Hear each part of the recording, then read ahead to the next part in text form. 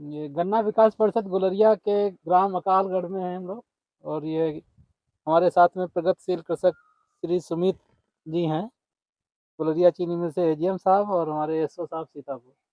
गन्ने के साथ में सरसों की सहफसली खेती कर रहे हैं। सुमित जी से जानना चाहेंगे, बहुत अच्छे से प्रबंधित किया है इस खेत को। सुमित जी, ये कौन सी गन्ना प्रजाति है अक्टूबर में सोइंग की है आपने जो? ये 14201 प्रजाति है। COL के 14201 है। जी। और साथ में सरसों की सहफसल बोई। सरसों कौन सी प्रजाति है? ये क्रिस्टल की 5222 है। क्रिस्टल की 5222 है। जी। बुआई कब की थी इसकी? इसकी नवंबर के पहले सप्ताह में की थी। नवंबर के पहले सप्ताह में की थी। पहले गन्ना बोया गया, पहले सरसों बोई गई? ये पहले गन्ना बोया गया, जी। उसके बाद हमको फैक्ट्री से मशीन उपलब्ध करवाई गई थी। अच्छा, सीड ड्रिल जो थी? सीड ड्रिल थी, तो उसे लाइन से हमने लाइन से बुआई की। तो ये ट्रेंच विसे गन्ना है? जी जी, ट्रेंच विधि से। ट्रेंच विसे डबल रो में गन्ना है। और बीच में जो डिस्टेंस है, इस पे सरसों की 2 लाइन है, 1 लाइन है? सरसों की इस पे 2 लाइन है। सरसों की 2 लाइन है। तो गन्ना बोने के बाद सरसों बोई गई। सरसों की लंबाई आपकी काफी अच्छी दिख रही है। जी। तो इस प्रजाति की विशेषताएं क्या हैं? और इसकी यील्ड जो है करीब जो कंपनी कहती है करीब 12 कुंटल प्लस जाती है, 12 से 15 कुंटल तक। 12 से 15 कुंटल प्रति एकड़। एकड़। और सरसों अभी हमें लगता है कितने दिन में निकल जाएगी? आपकी फलियां तो बनना शुरू हो चुकी हैं जी इसकी। जी, फरवरी लास्ट। पिछले साल हमने करीब 25-26 दिसंबर को लगाई थी सरसों, तो उसमें उसकी यील्ड भी हमारी 5 से 6 कुंटल एकड़ की दी थी। यही वैरायटी थी? नहीं, वो 53 करके थी। गन्ने के साथ में सहफसल लेना कितना लाभदायक रहेगा किसान भाइयों के लिए? इससे हमारी जो इनपुट कॉस्ट है और प्लस इसकी सिलाई की, वो हमारी फ्री हो जाएगी है। और हमारे किसान भाइयों को क्या संदेश देना चाहेंगे आप? और मेरा ध्यान इंटरक्रॉपिंग की तरफ ही था कि जब हम गन्ने को अक्टूबर या नवंबर में सोइंग करते हैं जी।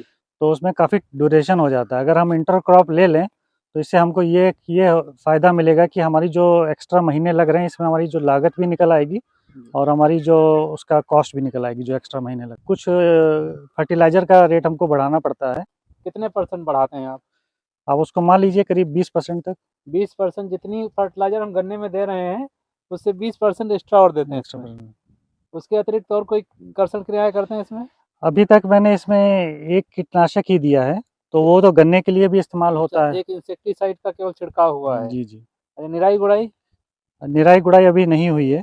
गन्ने की गुड़ाई हुई है। अब की जो सरसों की लाही है वो लाइनें घनी है, उस पर घास नहीं उगेगी। लेकिन अगर इसमें सरसों की फसल ना होती, केवल गन्ना होता, तो खरपतवार इसमें हो गए होते, तो उसकी तो निराई गुड़ाई करनी पड़ती। तो सहफसल से एक ये भी फायदा है, जो अतिरिक्त खरपतवार होते हैं उनसे भी बचाव होता फसल का। अभी ये फरवरी लास्ट या मार्च में खाली हो जाएगी, तब तक गन्ने की ग्रोथ का पीरियड रहेगा। गन्ना अच्छी बढ़वार करेगा। और अभी भी इसकी अच्छी ग्रोथ दिख रही है, जमाव बेहतरीन हुआ है। अच्छा सुमित जी, ये बताइए जी, दूरी क्या है लाइन से लाइन की? ये 3.5 फीट पे है। कौन विधि से बोया है?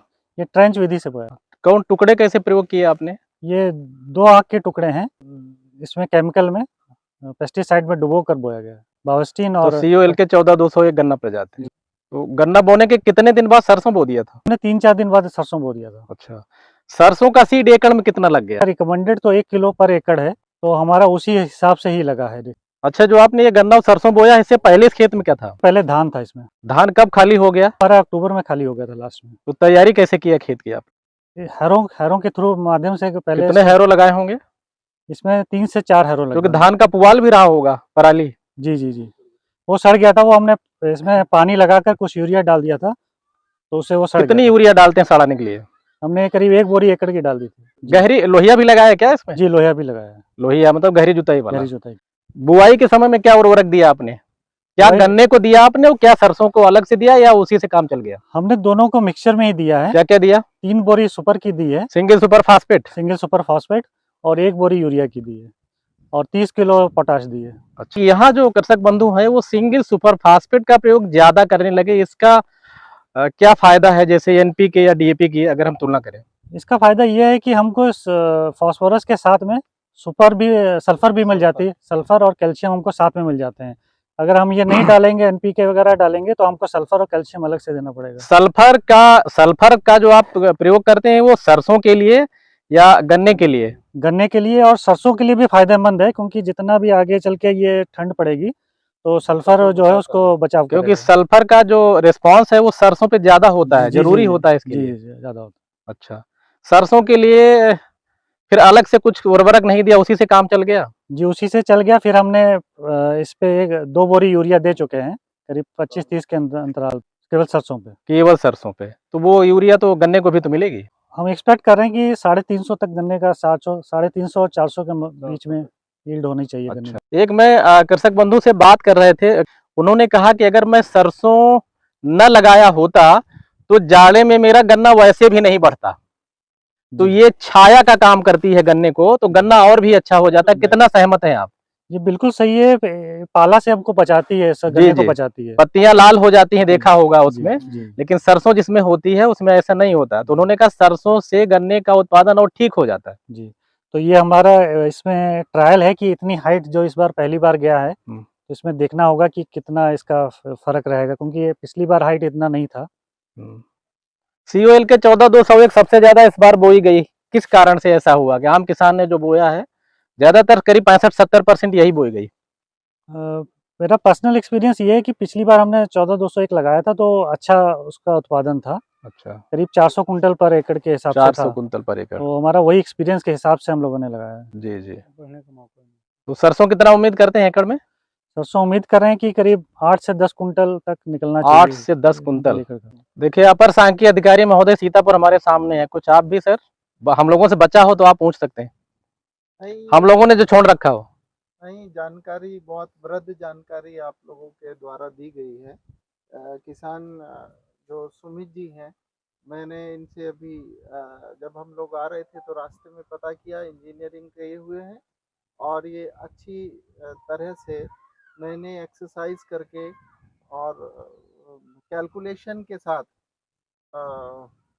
फसल उगा रहे हैं, गन्ने की भी चाहे सरसों की भी। तो मेरा तो किसान भाइयों को यही संदेश है कि जो आप फसल उगाते हैं उसमें कैलकुलेशन करना अवश्य है कि आप अगर एडिशनल क्रॉप ले रहे हैं तो उससे आपको कितना अर्न हो जा रहा है। किसान की आय बढ़नी चाहिए कि एडिशनल क्रॉप से इस तरह की जो एक्सरसाइज हैं उससे अड़ोस पड़ोस का किसान भी प्रोत्साहित होता है। तो मैं सुमित जी को धन्यवाद देता हूँ। देखिए खेत बिल्कुल रोड पे है, ये रोड के किनारे है, तो काफी कृषक बंधु जो निकलते हैं इसको देखते भी हैं। बहुत बहुत धन्यवाद सुमित जी। धन्यवाद।